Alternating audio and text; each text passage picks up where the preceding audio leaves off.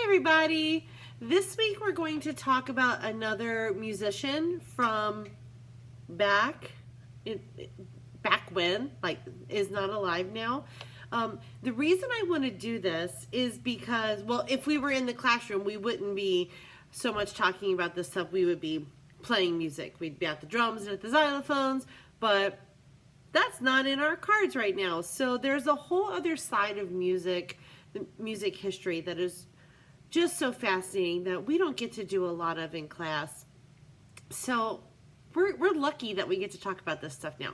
So the reason that I'm talking about old musicians is because I want us to talk about the people that you listen to right now, which I might need to ask you who they are because, you know, I'm old, and so I might be a little bit out of touch on that. So I might be asking you about, like, who's on your radio right now?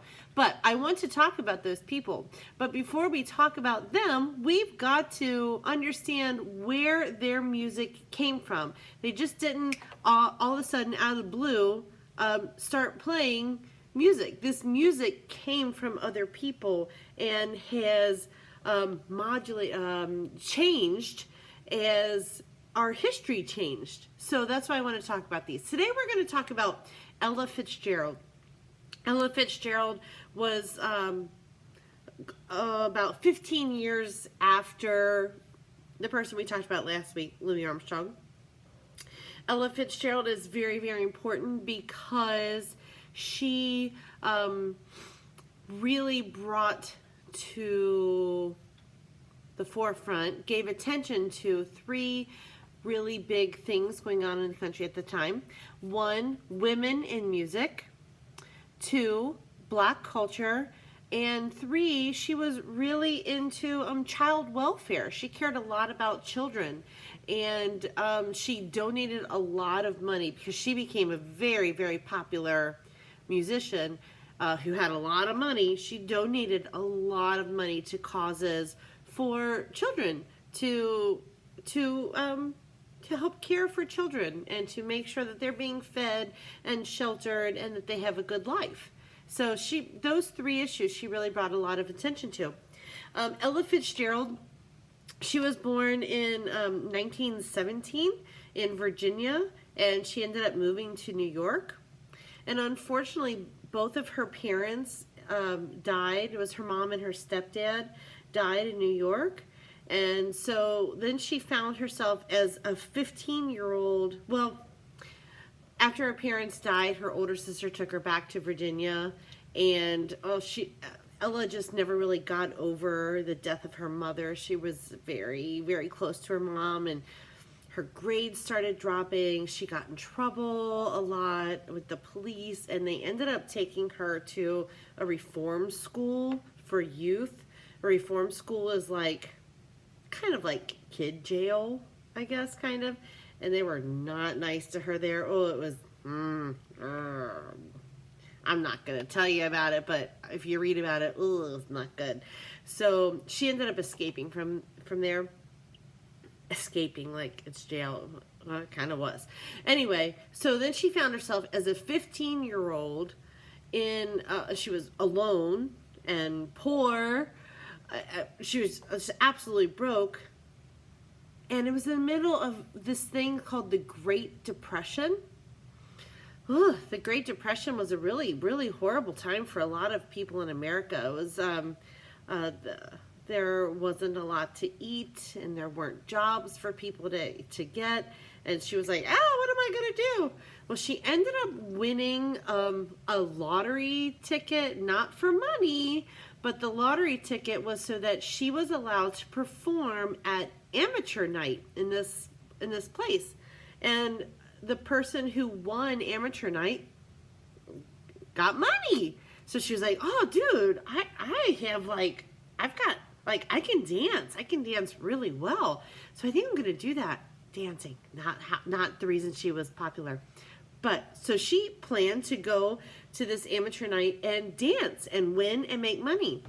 Well, right before her, there were these three sisters, and they were dancers, and they were amazing.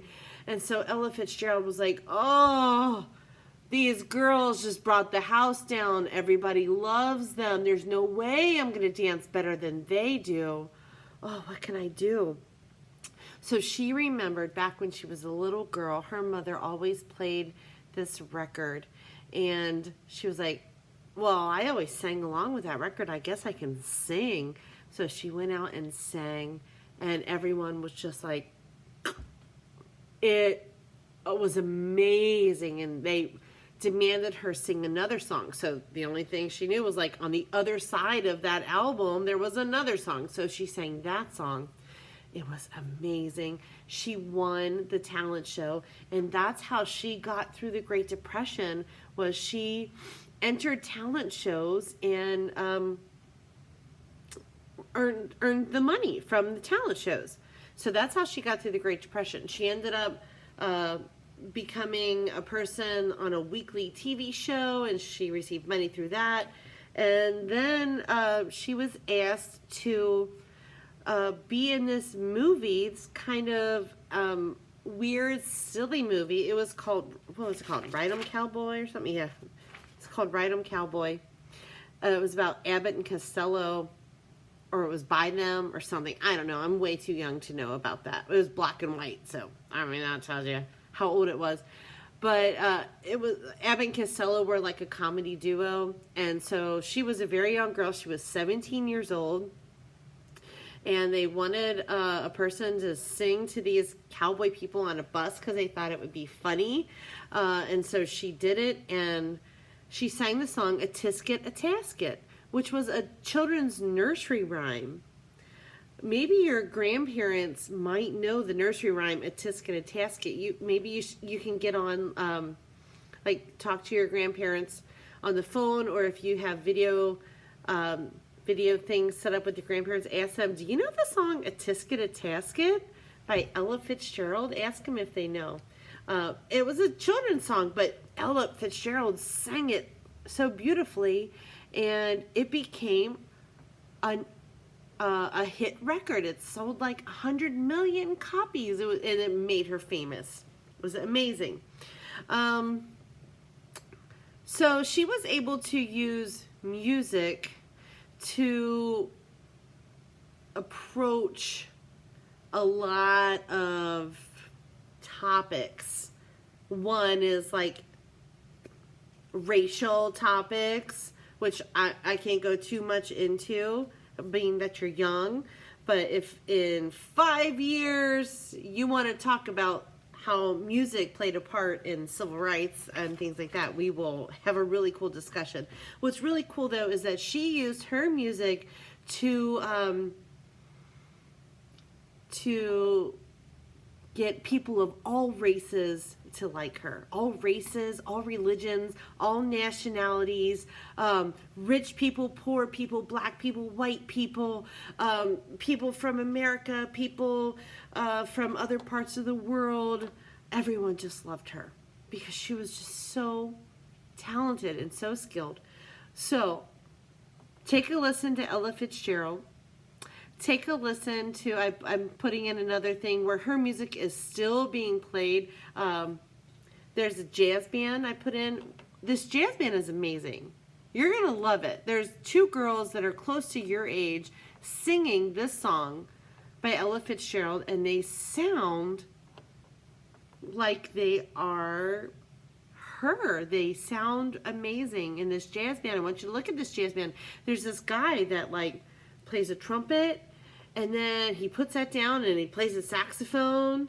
It's just amazing, the talent. They're so skilled. They're so skillful, and they're using their talents for really great things. But anyway, I want you to watch these because in the next couple weeks we're going to start talking about music that you like, that is popular to you.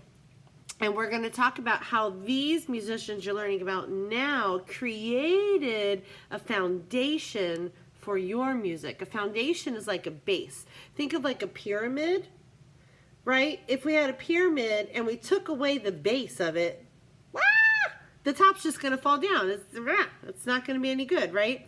So they laid the foundation for your people that you love to be able to do their thing.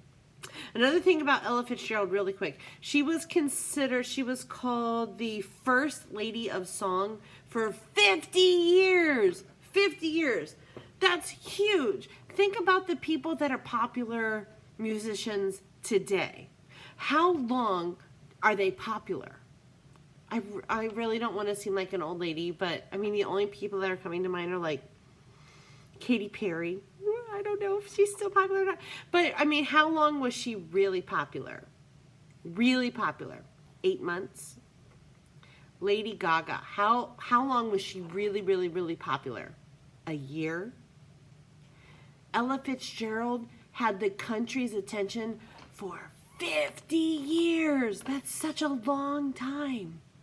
Okay, so please take a listen to Ella Fitzgerald when she was 17 years old in that silly movie called Ride 'em Cowboy.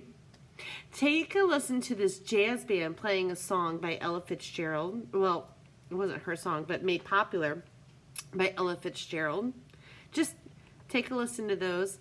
And we'll get together next week and we're going to talk about another musician who's going to lead up to the music of today that you like to listen to.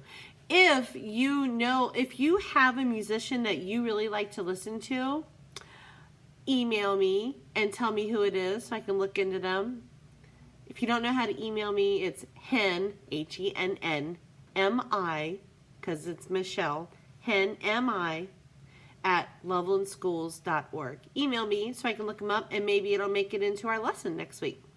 All right, everybody, take care of each other and wash your hands. See you soon. Bye.